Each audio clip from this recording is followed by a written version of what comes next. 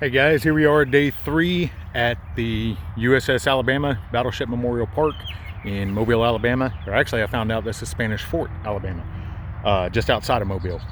But we were hoping today was going to be our last day out here finishing everything up.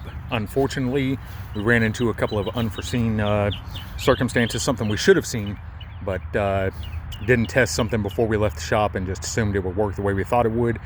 Ended up coming back to bite us. So we're going to be back out here Monday to finish up, and basically all it is, we're going to have some, let's see if you can see this, yeah. This piece of angle is going to have a couple of red and green LED strips on it that will indicate when the gate is open or closed, and they'll be able to see that from the battleship, which is, I guess, where their security and maintenance staff are generally. So, got all the lights and everything, got them hooked up, just didn't work out the way we wanted it to.